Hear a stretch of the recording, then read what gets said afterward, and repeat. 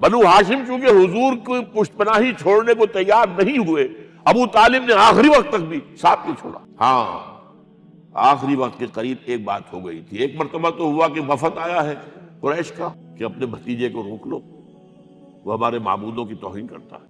ابو طالب نے بلایا اور آپ سے کہا کہ یہ کچھ اپنے رویے کو بدلے۔ آپ نے فرمایا چچا جان اب تو چاہیے میرے ایک ہاتھ پر سورج اور دوسرے پر چاند رکھ دے، میں اپنے اس مشن کو چھوڑ نہیں سکتا۔ اور ابو طالب کے عین انتقال کے وقت جو معاملہ ہوا، جب وفد آیا ہے کہ ٹھیک ہے اب ہمارا جو ہے صبر کا پیمانہ لبریز ہو گیا ہے، اب ٹھیک ہے آ جاؤ میدان میں، تم بھی ہاتھ چھوڑنے کو تیار نہیں ہو۔ ابو طالب نے بلایا اس کو، بھتیجے مجھ پر اتنا بوجھ نہ ڈالو جو میں برداشت نہ کر سکوں۔ حضور کی آنکھوں میں آنسو آ گئے۔ چچا جان اب تو یا یہ بات پوری ہوگی یا میں اپنے آپ کو ختم کر دوں، اسی میں ختم ہو۔ 12 شیب بنی ہاشم میں 3 برس اس حال میں گزرے ہیں، ٹوٹل بائیکاٹ، کوئی کھانے پینے کی۔ کچھ لوگ تھے شریف النفس، مثلا حکیم بن حزام تھے رضی اللہ تعالیٰ، اور بعد میں ایمان لے آئے۔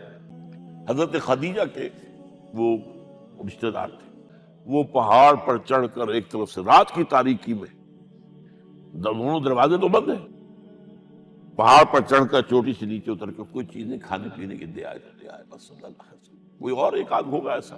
یہاں تک نوبت آئی ہے کہ بنی ہاشم کے یہ پھول جیسے بچے معصوم بھوک سے بلبلا رہے ہیں، اور اس کے سوا کچھ نہیں ہے کہ سوکھے چمڑے ابال کر اس کا پانی ان کے حلق میں ٹپکا دیا۔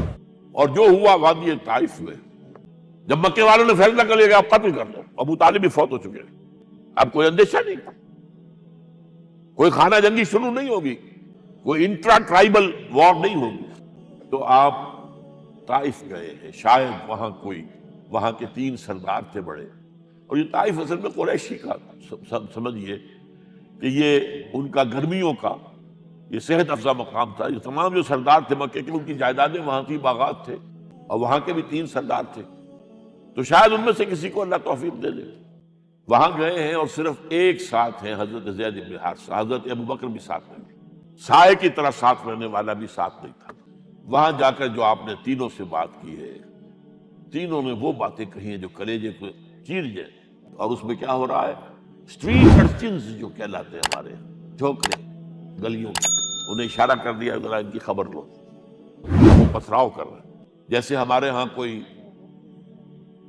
آ جاتا ہے، کوئی نیم پاگل یا کوئی اور کسی طرح کا مست قسم کا آدمی، اور اس کے اوپر چھوکرے چاروں طرف ہوں اور ستا رہے ہوں، یہ نقشہ تھا۔ اور طائف کی گلیاں تھیں اور محبوب رب العالمین تھے، ادھر سے پتھر آ رہے ہیں تو زید بن حارثہ رکاوٹ بن گئے، لیکن پیچھے سے آ رہے ہیں، وہ کیسے روکیں گے؟ پیچھے جاتے ہیں تو ادھر سے آ رہے ہیں۔ جسم لہو لہان ہے، خون رس رس کر زخموں سے جوتیوں میں آ کے جم گیا ہے۔ پھر وہاں سے آپ نکل کر گئے، ایک باغ میں تھوڑی سی پناہ لی ہے تھوڑی دیر کے لیے، جوتے بڑی مشکل سے اترے ہیں، خون جمع ہوا، اور وہ جو پھر دعا نکلی ہے آپ کی، وہ کلیجے کو چیر جانے والی ہے۔ اللہم الیک اشکو ضعف قوتی وقلت حیلتی وحوانی علی الناس۔ اے اللہ تیری جناب میں فریاد لے کر آیا ہوں، اپنی قوت کی کمی کا، اپنے وسائل کی کمی کا، اور لوگوں میں جو رسوائی ہو رہی ہے۔ الی من تکلنی الی بعید یتجہمنی او الی عدو ملکت امری، مجھے کس کے حوالہ کر دیا ہے، مجھے دشمن کے حوالے کر دیا جو چاہے میرے ساتھ کر دے۔ لیکن پھر مقام عبدیت کا ظہور ہوتا ہے۔ ان لم یکن علی غضبک فلا ابالی، اے اللہ اگر تو ناراض نہیں ہے، مجھے اندیشہ یہ ہو گیا کہ کہیں تو ناراض تو نہیں ہو گیا ہے، کہیں تو نے میرا ساتھ تو نہیں چھوڑ دیا ہے۔ اگر تو ناراض نہیں ہے تو مجھے کوئی پرواہ نہیں، جو ہو سو سر تسلیم خم ہے جو مزاج یار میں آئے۔ واپس آئے ہیں تو مکے میں داخل نہیں ہو سکتے تھے، وہاں تو قتل کا فیصلہ ہو چکا تھا۔ بہرحال یہ چند باتیں میں نے آپ کو بتائی، باقی تو یہ کہ غار ثور ہے کیسی، اور پھر غزوہ بدر سے پہلے کی رات ہے، اور وہ آپ کا زندگی کا طویل ترین سجدہ ہے۔ اس میں جہاں تک یہ الفاظ بھی آپ نے کہہ دیا، اللہ اگر کل یہ جو 313 یہاں جمع ہے اگر یہ ختم ہو گئے تو پھر قیامت تک تیرا نام لینے والا کوئی نہیں ہوگا، میں آخری رسول اور میری یہ 15 برس کی کمائی ہے۔ اس وقت کہا حضرت ابوبکر، وہ پیردار کی حیثیت سے کھڑے تھے، حسب حضور بس کیجئے، بس کیجئے۔ بہرحال بدر ہے، احد ہے، زخمی ہوئے ہیں، دندان مبارک شہید ہوئے ہیں، خون اتنا بہا ہے کہ بے ہوش ہو گئے ہیں، اور خبر اڑ گئی ہے کہ آپ شہید ہو گئے۔ یہ سب کچھ اور سب سے بڑھ کر حمزہ کی لاش سامنے آئی. کیسی لاش؟ ناک کٹی ہوئی ہے، کان کٹے ہوئے، پیٹ چاک کر کے کلیجہ چبایا ہوا ہے. کس طرح برداشت کیا ہوگا آپ نے؟ اپنے اوپر طاری کر کے دیکھیں. یہ حمزہ کون ہے؟ چچا ہے، دودھ شریک بھائی ہے، خالہ داد بھائی ہے، ساتھ کا کھیلا ہوا ہمیولی ہے، اور اس کی لاش ہے. جو قلب اطہر پر بیت رہی تھی وہ مدینے میں آ کر ایک ہمارا ماحول بدلا ہوا تھا، تب وہ بات سامنے آ گئی. تو مختلف گھروں سے عورتوں کے بین کرنے کی آوازیں آ رہی تھی، اس لیے کہ اس وقت تک بین کرنا حرام نہیں قرار دیا گیا تھا، ممنوع نہیں تھا. آوازیں سن کر حضور کی زبان مبارک سے نکل گیا اما حمزہ تو فلا بواکی لہو، ہائے حمزہ کے لیے تو کوئی رونے والی بھی نہیں ہے.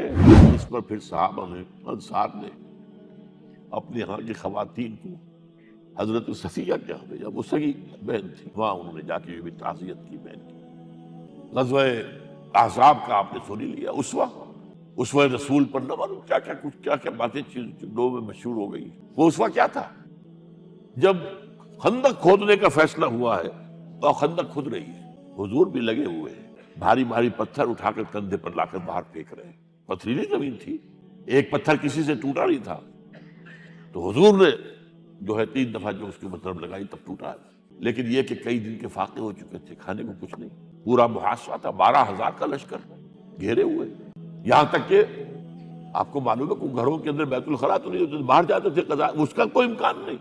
شدید ترین آزمائش جو ہوئی ہے اس کا نتیجہ ایک طرف یہ نکلا کہ منافقین کا نفاق ان کی زبانوں پر آ گیا. قرآن مجید میں ہے یہ انہی آیات میں، ما وعدنا اللہ ورسولہ الا غرورا، ہمیں تو اللہ اور اس کے رسول نے دھوکہ دے کے مروا دیا.